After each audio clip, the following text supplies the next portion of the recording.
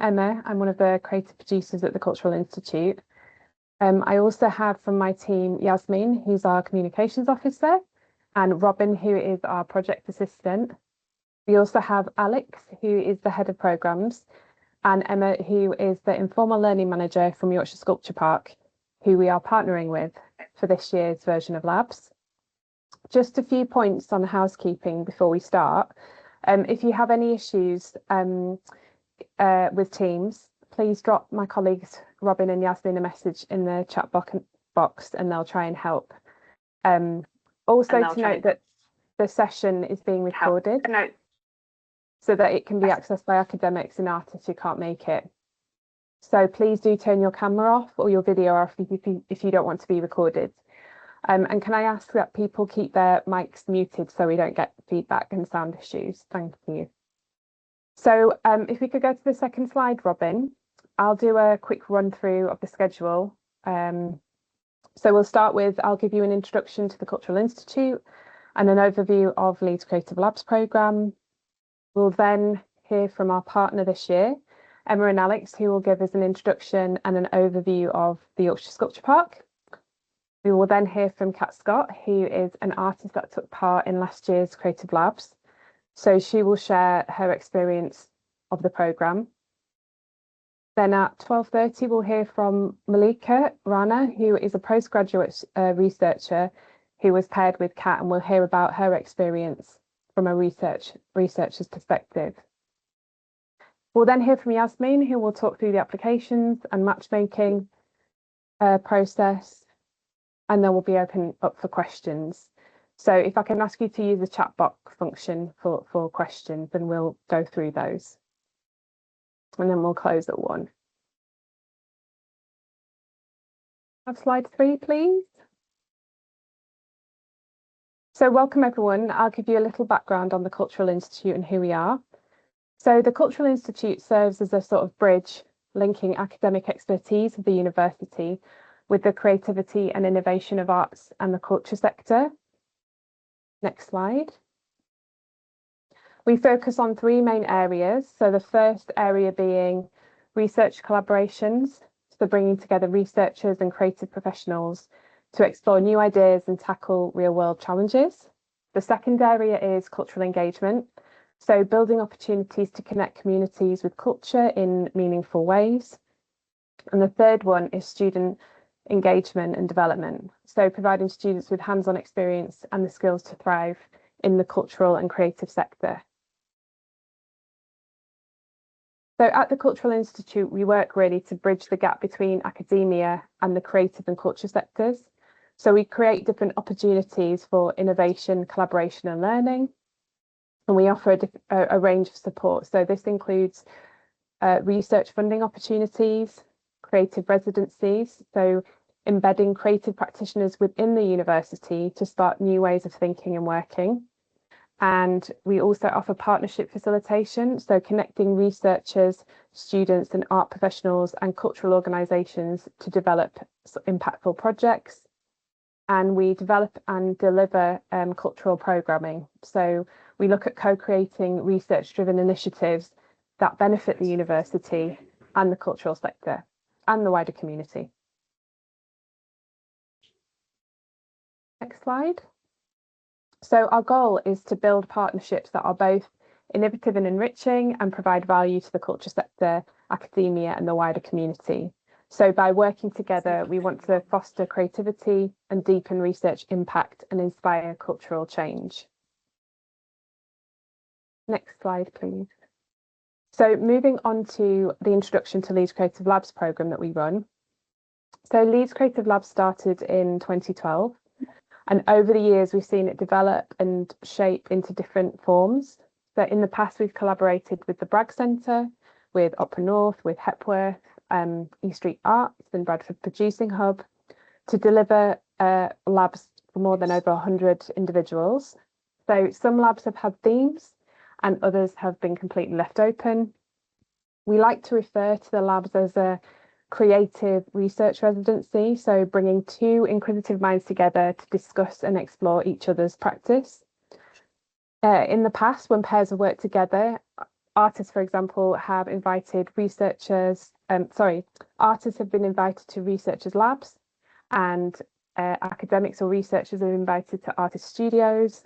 Pairs have attended exhibitions together, or they've gone on long walks in nature or by the beach to have conversations that they don't usually have time for in other projects. So one of the key things about this program is there isn't an expected outcome. It's about coming together on an equal footing, and it's about open-ended exploration. So we're really interested in the journey and that process together. So we offer a third space really for minds to come together and exchange ideas between sort of creative thinkers working in different disciplines. This isn't an opportunity for an artist to create work to display academic research. That's not the mindset going into it that we are looking for. It really is a developmental opportunity for both artist and academic to come in on equal footing and share and explore and discuss their practices and their areas of exploration. So it's really important to go into this program with a collaborative mindset when approaching it. It's really fundamental and it's part of our key criteria. So this year we have partnered with Yorkshire Sculpture Park. So I will hand you over to Alex and Emma to give you a brief introduction and overview of Yorkshire Sculpture Park. Alex and Emma, just a reminder, if you could let Robin know when you need the slides changing. Yeah, will do. Thank you. Thanks so much, Emma. Well, we're delighted, Emma and I are delighted to be part of this project. I've put our names and job titles on the slide here, and also YSP's website address. So if you're not familiar with Yorkshire Sculpture Park, I'd encourage you to have a look at that, because there's loads of images and descriptions of our programme and everything that we do here with events and activities. So do have an explore of that. So we're not far from Wakefield, but actually Yorkshire Sculpture Park, which is 500 acres, it bridges the border between West and South Yorkshire. So we're also pretty close to Barnsley as well.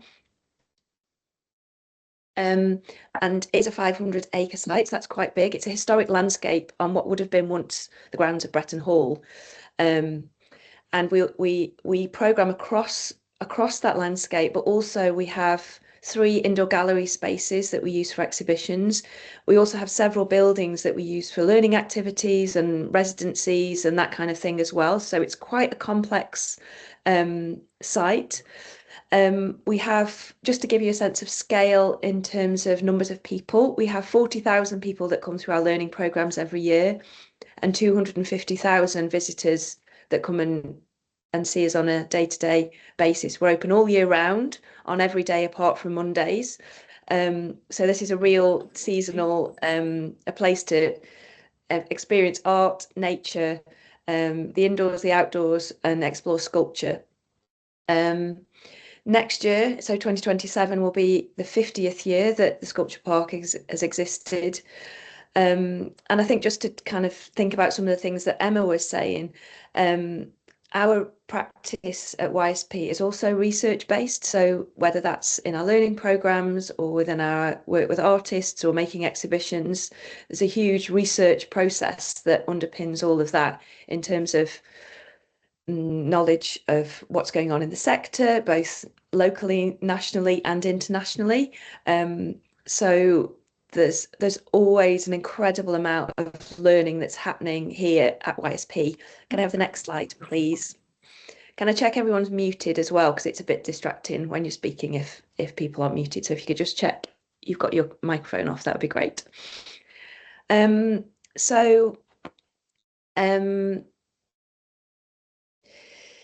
of the things I think that YSP is known for, and one of the things which is a huge area of skill and expertise for us, is working with art in the landscape. And sculpture is our primary focus, but we think about sculpture in its most expanded way, thinking about materials, about processes of making.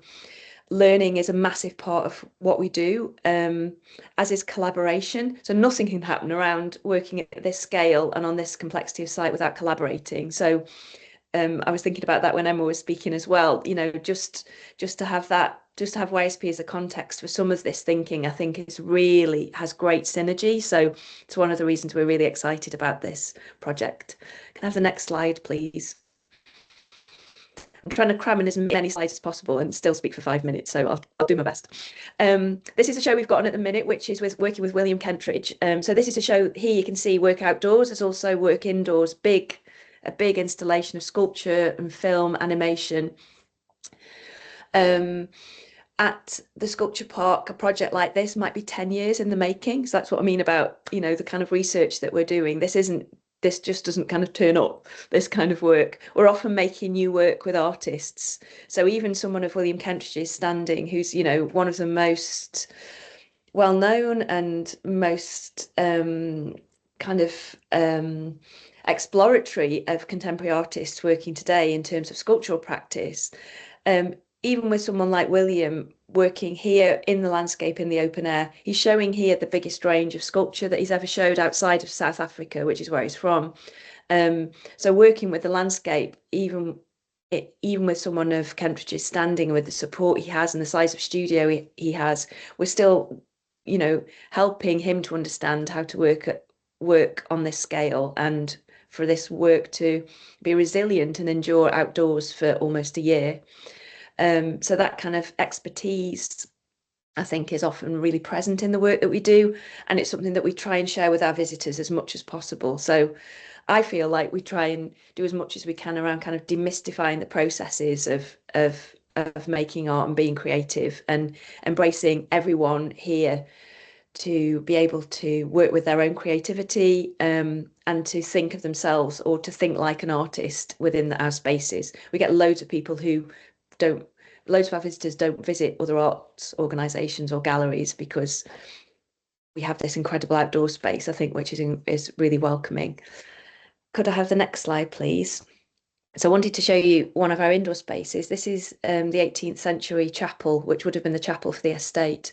And at the moment we have this work in there called Of the Oak by an artist collective called Marshmallow Laser Feast. And this is a portrait of an oak tree. It was originally commissioned at Kew, but we've put it indoors into the chapel, and it's providing this incredible immersive experience in that space. And I think it just highlights the way in which we're working in this expanded way with sculpture. So going into this space, even though it's film, is a very sculptural experience. This work connects across the landscapes. There are meditations and a walk that you can do around the estate that we've developed with the artists. So the philosophy of this work and the connections to the landscape are not just held in the gallery, they kind of permeate the whole experience. Can I have the next slide, please? So just wanted to give you an indication of some of the work that we do here. So this isn't just about sculpture being here in the landscape, it's crucially about how people interact with it. So just a few images to show you the kinds of engagement work that we do and how we try and foster creative experience, not just in separate learning spaces, but also right in the heart of the gallery. So all these images are in the gallery space where we encourage making and interaction. And we have lots of interpretive materials that are not text-based. So lots of things that people can handle as well. Can I have the next slide, please? But principally, lots of our work around in this sphere happens in the open air. So having that connection with art and outdoor space for activity is also really crucial. And you can see here, we work across all ages and intergenerationally. So we have programme that's aimed at babies and their grown-ups. We have programme aimed at families. We have programme aimed at adults. And then if I can have the next slide, this is my final slide. Oh, no, it's not. There's another one. Or is it the final slide? No, it is. You know, we do lots of specialised work with communities, and that's some of the work that Emma leads. So this is we're working here around trauma-informed practice. We're part of a safe access group of galleries and museums that are working together to really think about that. It's an action learning set. So again, that kind of research and learning part of our job's always at the fore. And we do also a lot of training, professional development for teachers as well, and other caregivers happens here.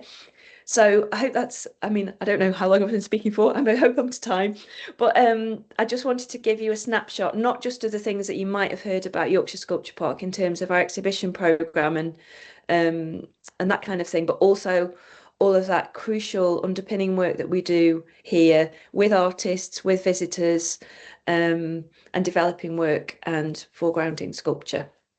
Thank you. Brilliant. Thank you, Alex. That was great. I could have listened a lot longer to you talk about the Yorkshire Sculpture Park. Thank you. So next we will hear from Kat Scott, who is an artist that took part in last year Creative Labs, and Kat will share her experience of being an artist and going through this programme. So Kat, it would be great to hear about your experience. I'll hand over to you. Hi, can you hear me okay? Can you hear me? Yeah. Okay, cool. Yes. Yeah. Hi.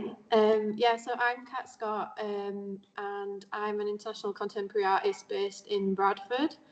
I applied for the programme last year, which was the Climate Futures programme. So I'm just going to talk a bit about that as well. Yeah, thank you. Also, I forgot to say, I do also make like fluid sculptures and installations using like wave phenomena such as like sound, liquids and gases.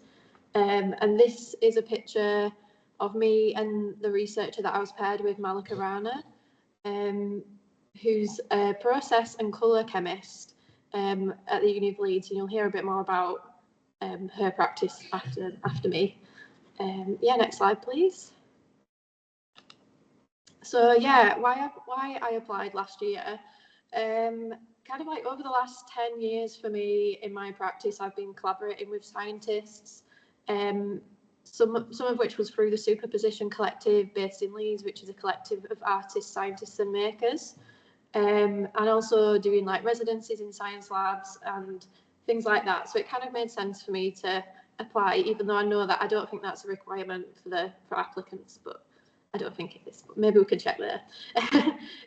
Also, like I use like fluids and ephemeral materials as well in my work, so it made sense for me to like hone in on that element of my work as well for a short time to explore like climate futures within my practice.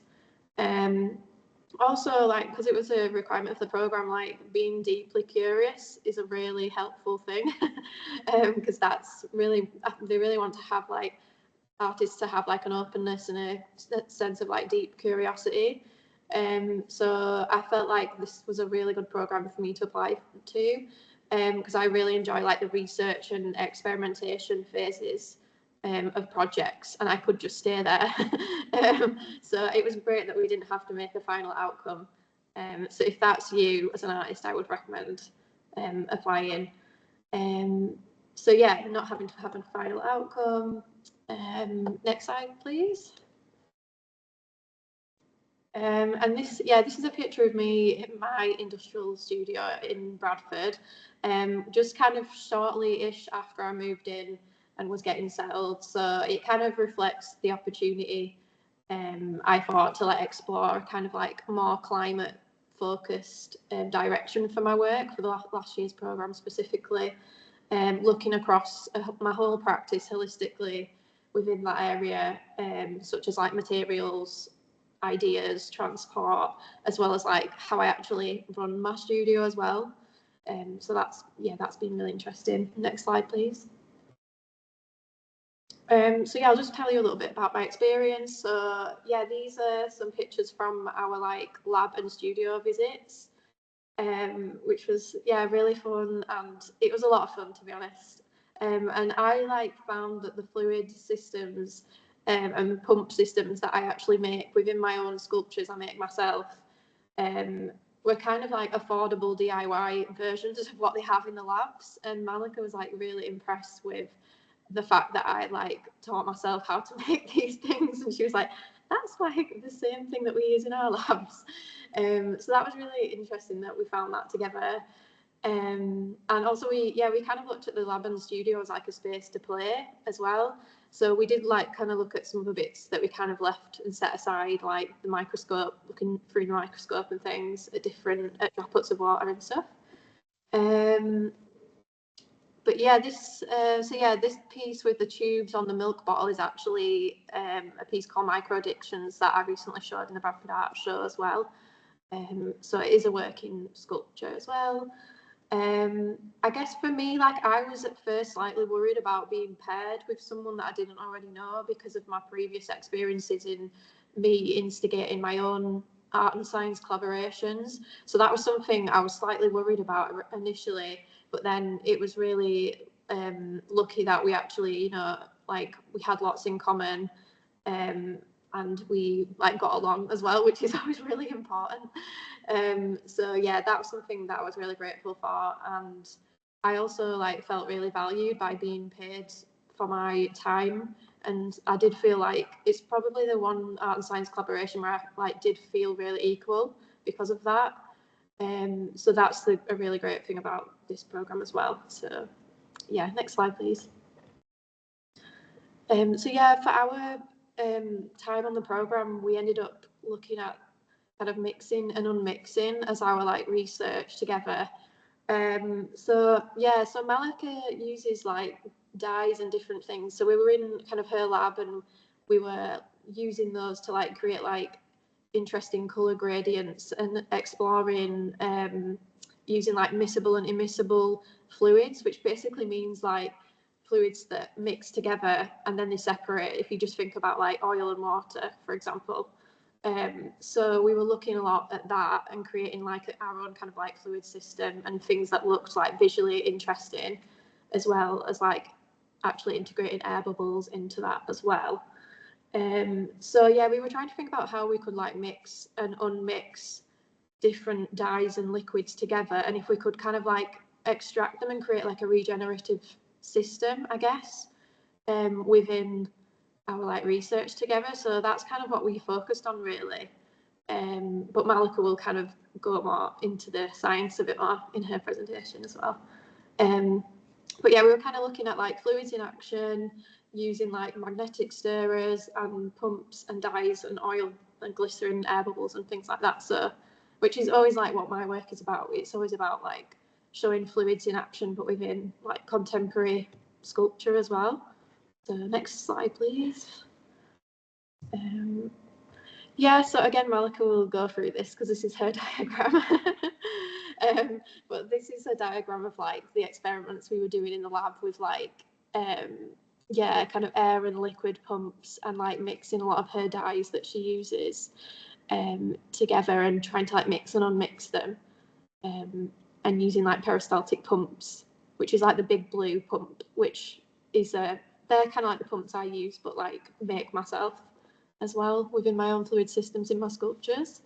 Yeah, next slide, please.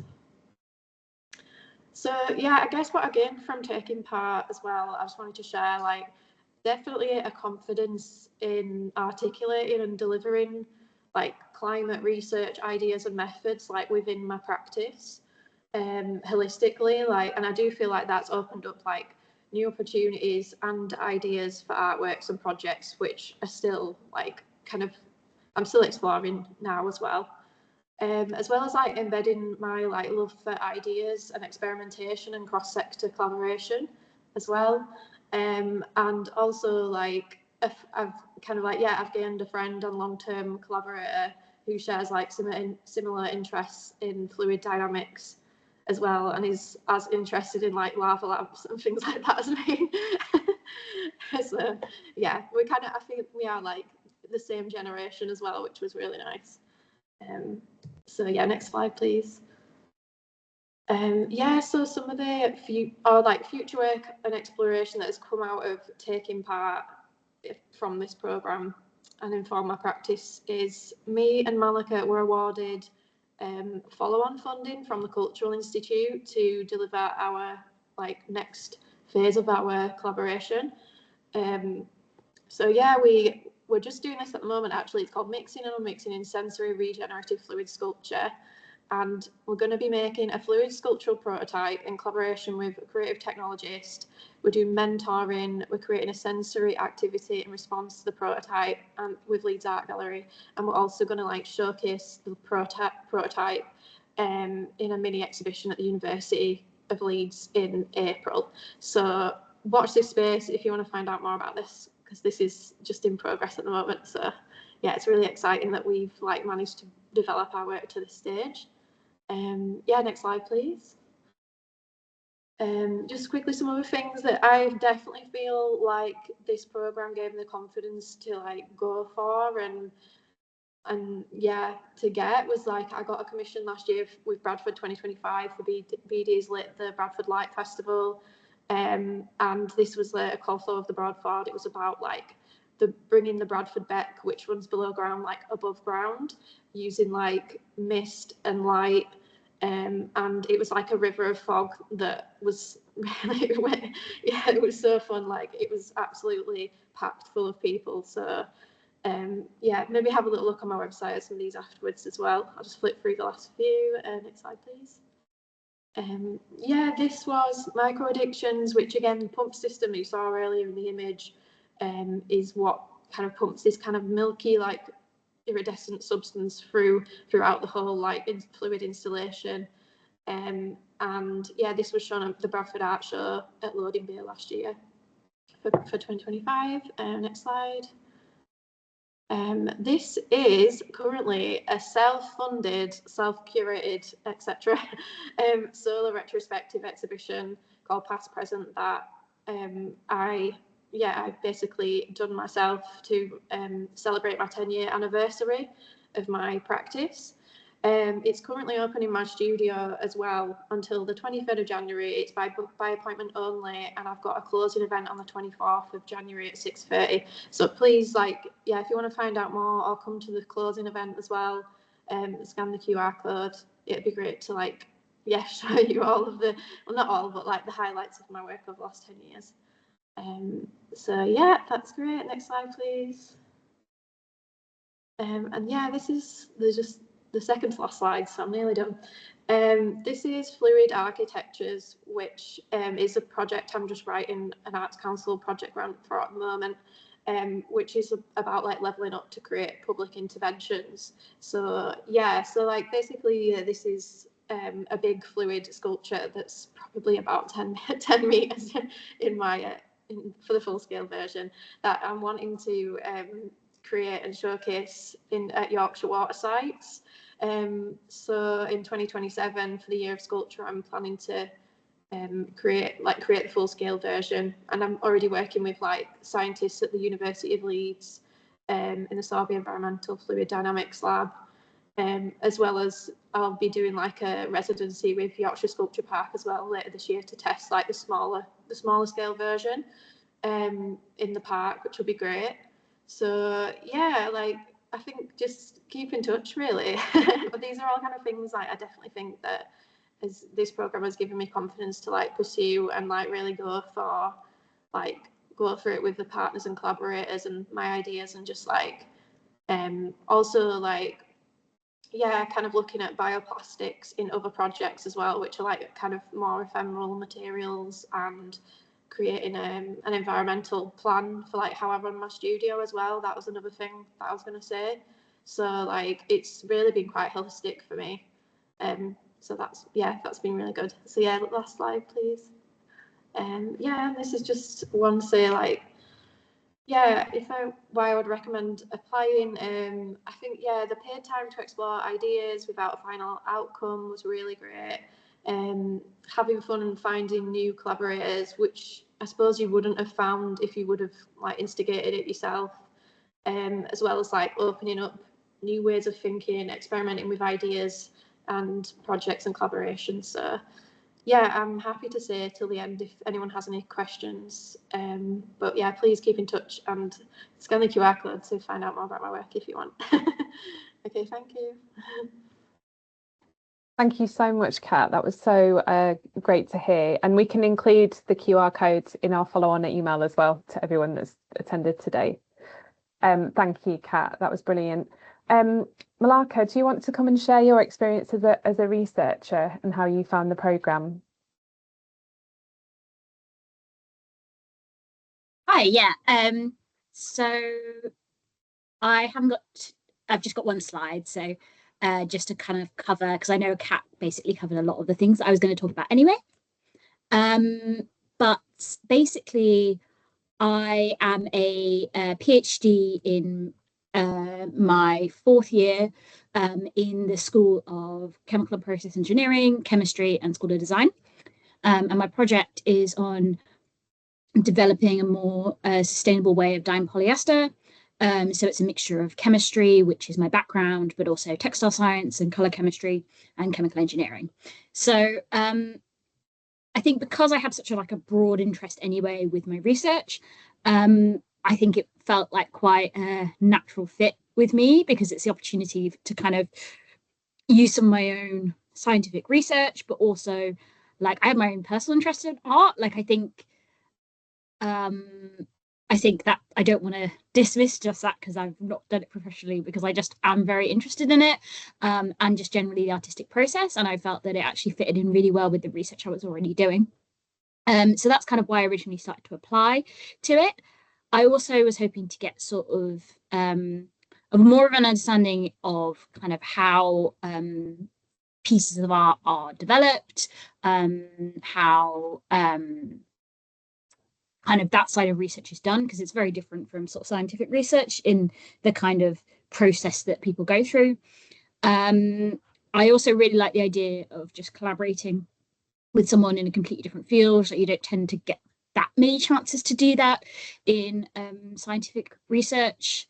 And just generally like improving my network. I've met loads of really interesting people through doing this project. So like that was something that I really wanted to get a chance to do. When I first started kind of filling in my application, I didn't have like a specific idea of what I wanted the research to involve. I think I gave a couple of like ideas of different focuses I kind of thought about in terms of how it linked in with the theme of climate features, the research I was doing, but I was kind of really open to kind of anything that came about. And I think that was really good, because when when I actually started talking to Kat and I met Kat, it was really surprising to me. I had this expectation that whoever I worked with would... Sorry, my dog is making weird noises. I don't know if anyone heard that.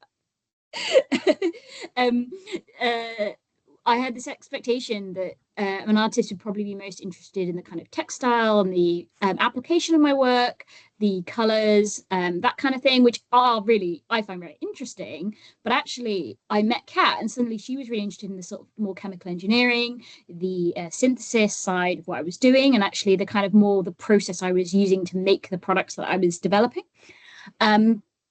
So that was actually really good that I had kind of had an open mind going in, because it had challenged my expectations of what working with an artist was going to be like and the kind of thing that artists would be interested in. And so I think that's how it was really, really fun to just have her in my lab and kind of have a play with lots of things that, to be honest, I kind of saw as like an everyday piece of kit, and actually have her sort of interest in them be sort of like, oh, wow, it's a microscope and kind of things. And it really invigorated my own interest in some of the work I was doing, because I was like, oh yeah, you look at things in different lights when you speak to people outside your own discipline. So I really, really enjoyed that kind of experimentation area.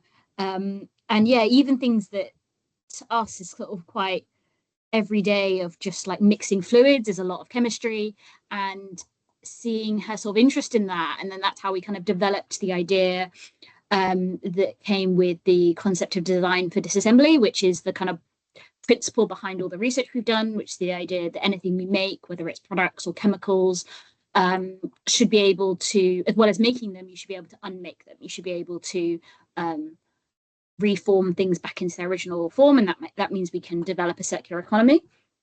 And that kind of like principal idea, which I do talk about in my research, actually being able to illustrate that in a visually appealing and sensory kind of way to help people sort of engage with that. I think that was really amazing to be able to like link those two ideas together. And it was also really nice to kind of match things that I think Kat said before. I was so impressed with her using things like physical computing and much cheaper items to be able to actually build things that in my lab we spend thousands on a pump that Kat has made for like 100 quid, and that kind of thing. And it gave me so many ideas. Like I really didn't expect that at all. So that was really, really, really amazing. And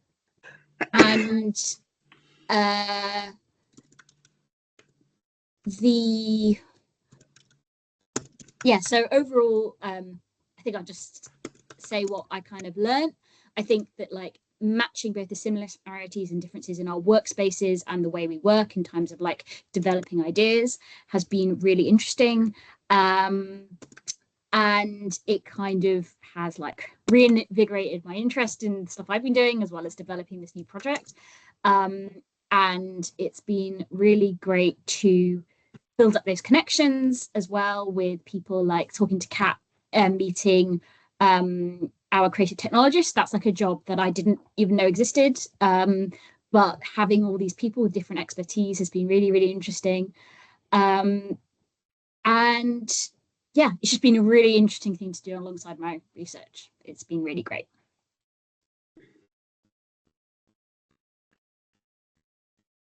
Brilliant, thank you.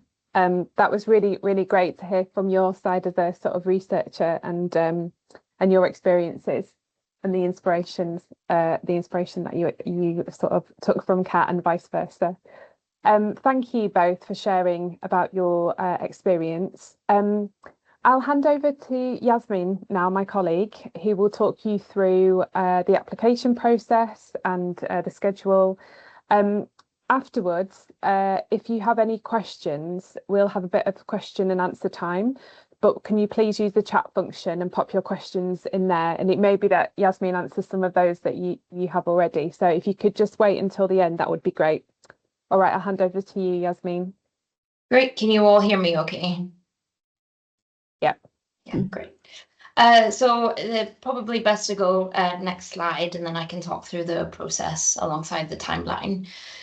So the way that it works is that artists and academics apply separately, and then a panel comes together to look at some common themes, ways, some threads that maybe the artist or academic can't necessarily see, but then the panel brings them together.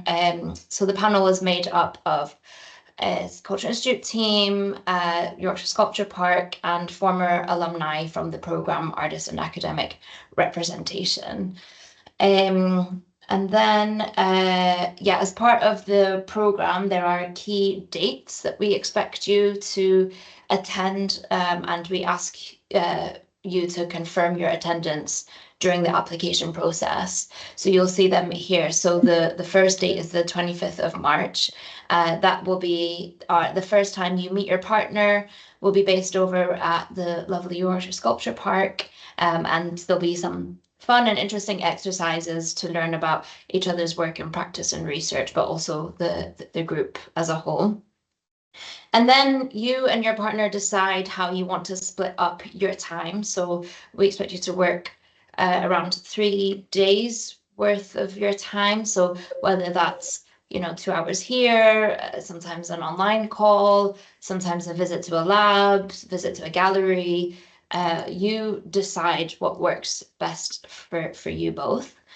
And then we have a share event at the University of Leeds on the 2nd of July, and this is really informal. It's just a chance for the group to come back together, to share learnings, experiences, just to share the process and the journey. And next slide, please. So just a couple of tips around the application. So here's some do's and don'ts. I think the first one here, I think Mallika really touched on this really well about keeping your application general. I wouldn't ask for a specific art form or research area. So an artist asking to work with an academic in biochemical engineering, for example, and also art academics wanting to work with a sculptor or a painter, we don't know who applies. So by asking for that, you kind of limit yourself. And then, again, Kat touched on this really well about the openness and the importance of curiosity. So in your application, do show that you're really keen to just expand from your current interests. You never know where working with an artist or an academic might take you. You might have a shared understanding, but then the idea is that you have conversations that are blue sky, and then you eventually start to rein it down a little bit. And then a don't is don't assume the outcome of your collaboration, whether it's like, you know, we want to engage the public with this, or I would like to paint this, or just don't. I think, again, that limits the collaboration at that stage. The panel need to see you being open and curious and willing to meet your partner at an equal footing. A do, so if you've been unsuccessful in the past, then we encourage you to apply again. But if you have been successful in the last iteration, then you won't be able to apply until next year. And then a don't be disheartened. It's fiercely competitive. We receive something like 60 applications from artists and academics, and we only have space for 6, so 6 pairs. So it is extremely, extremely competitive. As Emma said, it's one of our longest standing programs. We've been running it since 2012. Over 100 people have gone through the process. So yeah, it is very, very competitive. And I think what's really good, like what makes a really strong application, is explain why this open-ended interdisciplinary collaboration is beneficial to you right now, whether that's your research or your practice. Yeah, it would be good to know why is this good opportunity? Why is this opportunity good for you at this stage? And then reinforcing everything really is, don't limit yourself. Show that you're open to collaborate around areas of mutual interest. And I think I've got another slide about expenses, which I've got a script to read from. So there is expenses of up to £200 per pair. This can be claimed back with receipts, that sort of thing. The kind of things that you can use that £200 on can be if there is an expert that you would love to speak to and can deliver a 1-hour workshop to you both, then you can spend the money that way. Or it could be tickets to go to London to see a specific exhibition that relates to some of the conversations that you're having. So yeah, it's kind of open. If you're unsure about something that you would like to purchase, then just do email us, and we can let you know. Just add to that, Yasmin, as well, Yeah. that £200 includes travelling to Yorkshire Sculpture Park for the kick-off event, so you can claim your expenses through that for that travel. Great. And then in terms of artist fee, so this will be paid in 2 installments, 50% at the beginning and then 50% on completion and receipt of the evaluation form that we ask you to complete. How this payment is processed may vary depending on the artist's own financial setup, but once you are successful, we will be going through those details with you. And I will say that the applications are now live. To access them, please visit the Cultural Institute website, and the academic and artist application guidance pages are separate, so do find the relevant page for you. And then I think that leads us to some Q&A. Yeah. So yeah, we're opened up for questions, so please pop any questions in the chat and we'll go through those. There's a question, as an artist, is having experience of working with academics before a positive for applicants, or are you prioritizing people who've never collaborated with an academic before?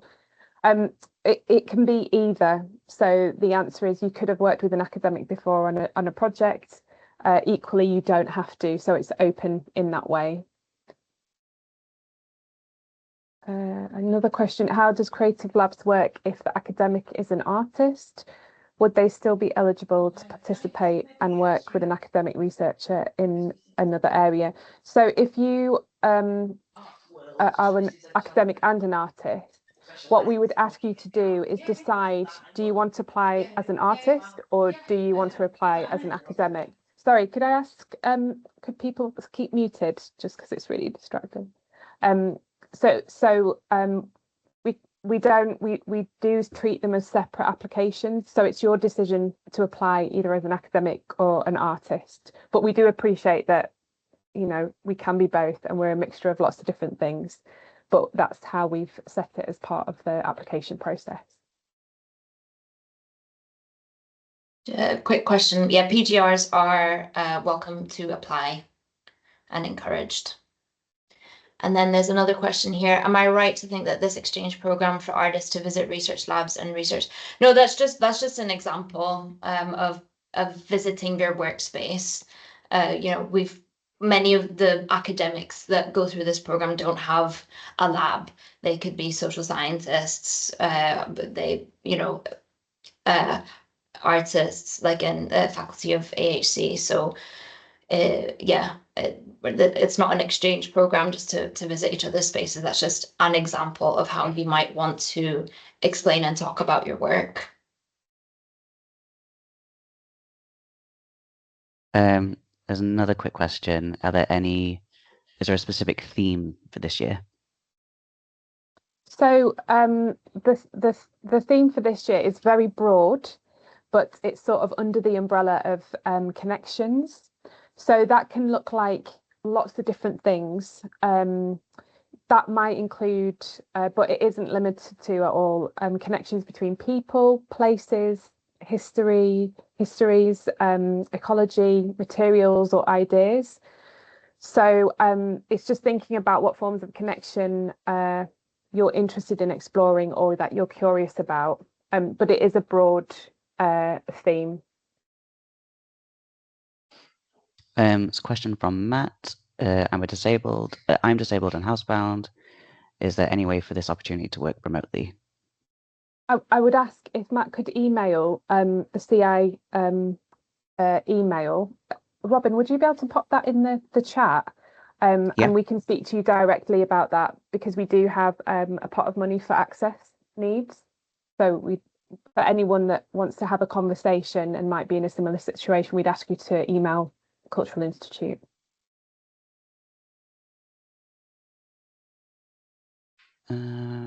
Let's see, another question. Aside from the expenses, is there an artist fee? I think that's been covered by Yasmin, and yes, there is an artist fee. Are there any other priorities for types of artists or demographics that you are looking for? What makes a strong application as an artist? Yeah, I think the key thing is that those key sort of words around having an openness and a curiosity. As part of the criteria, you know, we're really looking at how you approach collaboration. What does collaboration mean to you? And what does meeting someone who's maybe from a different discipline, a different practice, what does meeting them on an equal footing mean? Because we want to understand how you might approach being paired with an academic, or if you're an artist, or vice versa. So I think some of those key things around curiosity, openness, which Yasmin and Kat and Mallika has talked about, it is really important to sort of emphasize in your application, so we understand what your approach would be, or how you might approach that collaboration. From Sonia, if an artist participated in Creative Labs previously, 2019, would they still be eligible to apply for the current Creative Labs opportunity? I think that's a yes, as long as it's not the previous year. Correct, yeah. I think, one more question. Who is on the panel for reviewing applications and matching up the artist and academics? Yeah, so as Yasmin mentioned, the panel consists of a representative from the Cultural Institute and a representative from Yorkshire Sculpture Park. Then we have a representative, either a researcher previously or an academic that has previously been in the programme, or someone that has those expertise. And then we have a previous artist that has been through the programme as well. So each year with the panel, it changes and it is different every year. We don't keep to the same panel. There's a question here. The time period is longer than previous Creative Labs, so is an exhibition outcome expected? Absolutely not. This is just based on feedback from collaborators who will always say at the end of the program, we didn't have enough time. Like, we really wanted to spend more time with each other. So that's just us responding to that feedback. Again, we don't expect anyone to make anything. It's very just curiosity, conversation based, and the share event at the end.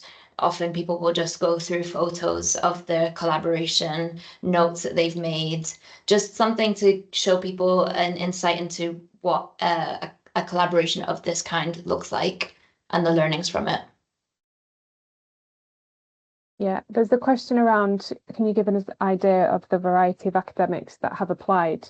We have, depending on what iteration of labs, we've had academics and researchers apply from across the university. So for this iteration, it is across the university, schools, faculties, centres. Yasmin, do you remember previous years when it's been specific? It depends on the iteration of the year. Yeah. But it's wide, there's a wide yeah. variety. I think I can confidently say that we've had academics from every faculty apply over the years. And some, we had economics academics who were matched up with a hip hop dancer. We've had climate scientists, we've had psychologists, we've had artists, people interested in museum. Like it's so open. We've had classicists, language specialists, linguistics. Like it's very, very open. Yeah, and just to answer, so there's a question about from Valerie. It seems reasonable that an academic application might not be successful if there's not a good match with an artist that also applied. I think what I really want to emphasize is that yes, you have your practices, which might be different, but we're really interested in your approach to collaboration, and that kind of underpins that. And it's your how you view collaboration, how you would collaborate, what do you view as being important, or what might be the challenges of it. So it's part of the criteria is really based around that. It's not sort of necessarily based around if you have a specific practice that doesn't match, because the practice in itself isn't the foundation of it. So it's really important to emphasize your understanding around collaboration and how you would approach that. Just to re-emphasize that. I think I've done that about 3 times now, so hopefully. Is there any preference given to any discipline/research areas? Absolutely not. No. The more diverse, the better, really.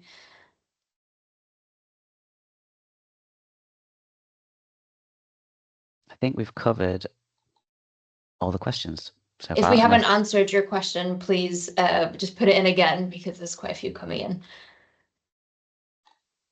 Yeah, we have a few more minutes. And what we'll do as well, we'll also be sending an email after this, and we can put some of those questions in that, and just there's some FAQs on the web page which we can update as well.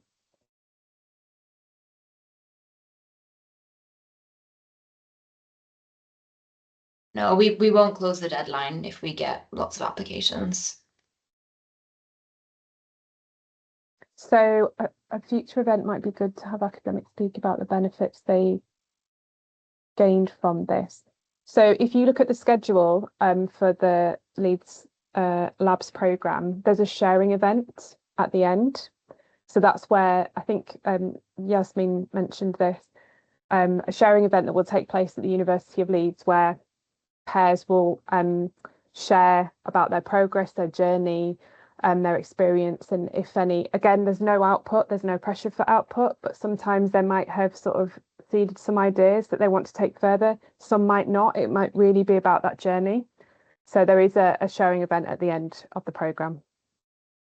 And also on the Cultural Institute website, we do have some quotes from previous academics who have taken part in the programme that talk about the benefits. So do have a look there. If previously in your practice you have worked around specific research areas, would it be better to not talk about the past project in your application? I think it's fine. I think it's more about your approach of working with specific research areas more than the topic themselves.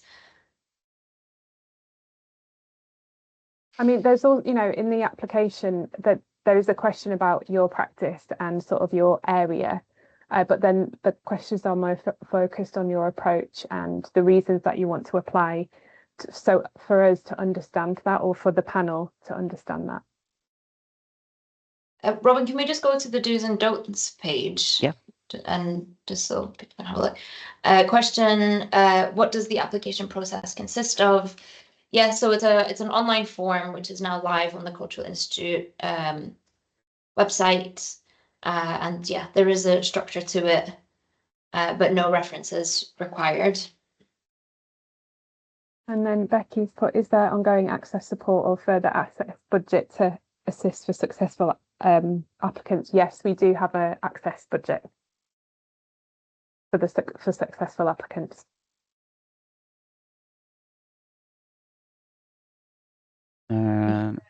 Sorry.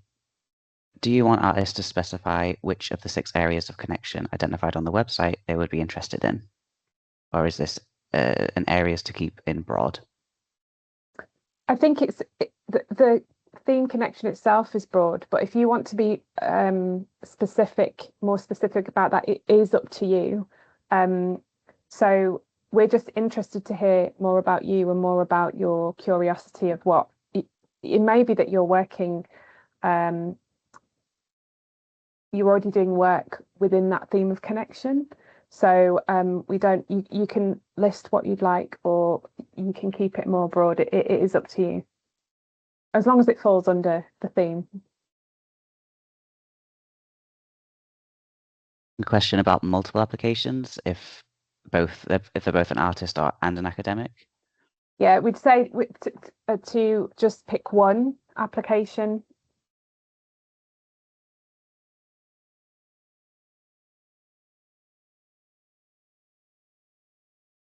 Okay, we've got a couple more minutes, so if there are any last minute questions, do let us know.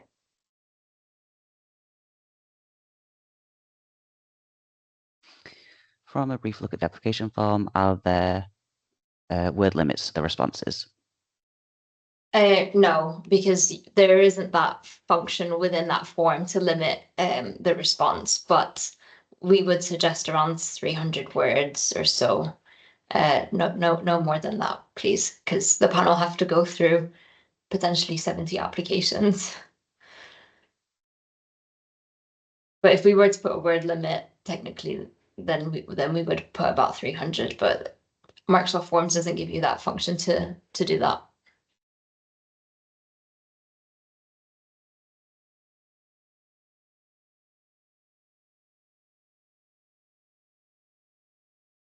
Okay.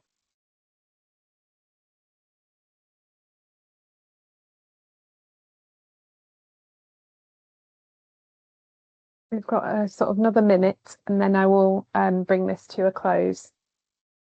But as Yasmin said, if you have any questions outside of this or after this, please email the Cultural Institute and we'll be able to get back to you.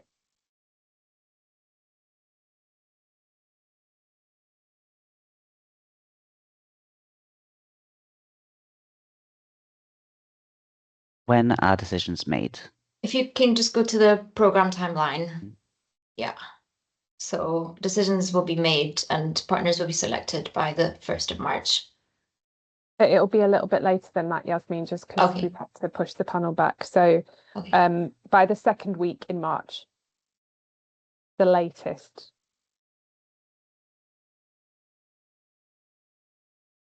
Then If an artist does not have an online presence but has exhibited in several exhibitions, would that be a problem? No, that's not a problem. It might be that we just contact you for some maybe some visuals or something like that, but no, that's not a problem.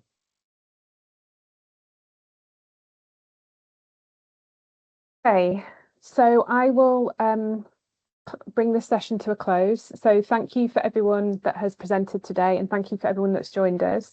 And I wish you all the best in any of you that are wanting to apply for the fund, and we look forward to hearing from you.